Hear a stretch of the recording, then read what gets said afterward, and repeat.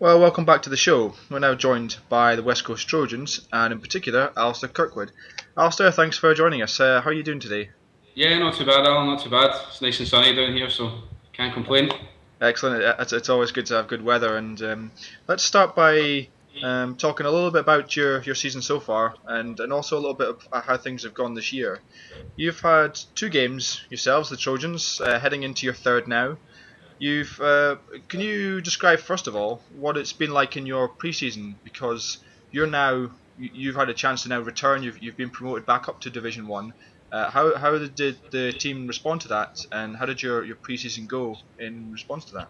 Yeah, the pre-season went well. We had a relatively good rookie camp this year. We brought 10 new players into the squad.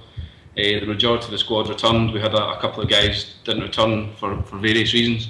But the pre-season went pretty well. We had a few guys playing uni ball, so that kind of delayed their return to the club, as a lot of teams are facing the same problem this year. But the pre-season was good. The guys worked really hard. We brought in a sprint coach to help everybody's speed and technique when they're running, so that's really helped, and we're seeing the benefits of that in game time. Yeah, so as I mentioned, you're now heading towards your third game. First two games are on the road, and now being in Division 1, certainly compared to your previous schedule in Division 2, it's a lot more shorter trips. You've had trips to Coventry and also to Nottingham. Yeah, How did the team handle those? well, the two longest trips of our season to kick off, which was difficult. Coventry was two very different games as well for us, as the scorelines on both of them suggest. Coventry, everybody was very excited, at the same time very nervous about the step up to Division 1. And then when we got to Coventry, we got a rude awakening as to what the difference between Division 2 and Division 1 was. Obviously the weather played a big part in that game, but they were a much bigger physical side than us, and that's what allowed them to dominate us on the day. Okay. Nottingham game was very different, conditions suited the way we play. We allowed our passing game to flourish a little bit.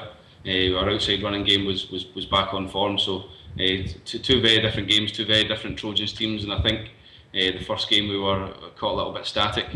With the step up to Division 1, a few guys a little bit nervous about doing that. The second game we went in there with a bit more confidence and a bit more belief in ourselves that we could actually do something.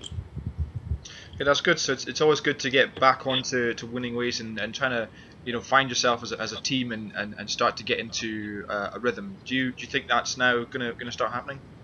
Yeah, I think we're definitely in a zone now. We believe in that. We believe in our system. We've well drilled on it. We just couldn't run it at all in Coventry. Just all weather. So we had to resort to Plan B. Actually, we had to probably resort to Plan C and D because of the weather. I don't know if you've seen the pictures, but it was a pretty horrible day for both teams. Obviously, they adapted better than we did on the day, and that's allowed them to run out winners. So yeah, we think we've turned the corner. We think we learned the lessons very quickly from Coventry, and we can take that on for the rest of the season. Okay, well, excellent. And as we mentioned, now it's your third game, but more importantly for yourselves, first home game of the season. You're obviously looking forward to not having a long trip, and also to seeing your own fans for the first time this year. Are the team excited? Yeah, very excited, and obviously we've relocated this year down to the west coast, down to Troon. Scotstoun was a great venue for us last year, but it wasn't available to us this year due to two reasons: the Glasgow Warriors taking over, but also the Olympic team using it over the summer. I know quite a few teams have been hampered this year by the Olympics taking precedence at some of their facilities, so it certainly hampered us. But we've moved down to Portland Park in Troon, which is home of the Troon FC semi-professional football team. They've been really welcoming. They want us to be there. They've moved hell and high water to make things happen for us, so the guys are really excited. We're actually down today doing a little bit of last minute prep, getting everything ready, so yeah, fingers crossed everything will go well on the day. It's a nice facility, it's got facilities for the fans, so we're hoping we'll get a little turnout and hoping to get maybe some new fans from the local area as well. So just before we finish, let's have just a quick chat about what you think is your most challenging game for the year. Is there anything that stand out that you're particularly worried about?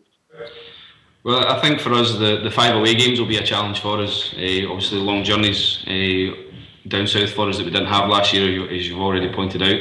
Nottingham we'd pegged as our toughest game because I think everyone felt Nottingham was the team to beat in our division this year.